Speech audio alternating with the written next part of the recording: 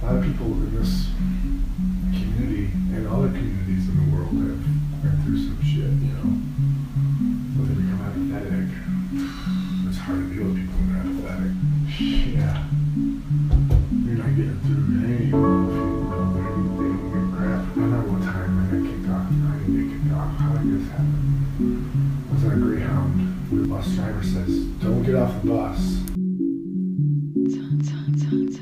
I refuse to do so.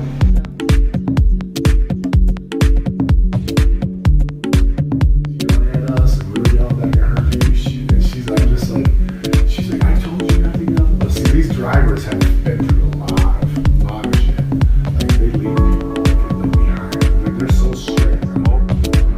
Please make sure you walk through the public sidewalks. You cannot smoke on the property. If you smoke on the property, police are here, they will give you a ticket. And I told him, just call the police. So, like, that's how some people's mindsets are. The time had just come when I had been pushed as far as I could stand to be pushed. Oh, like, but here's the carrot, you know, and it's that positive and negative reinforcement thing that you got going on. Montgomery on Coke Square.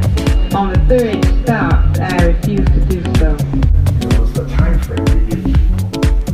It's almost like there's a mold there. You know, I'd like to wish you a truly safe and truly blessed rest of the week. Thank you for traveling Greyhound. This is Kalamazoo.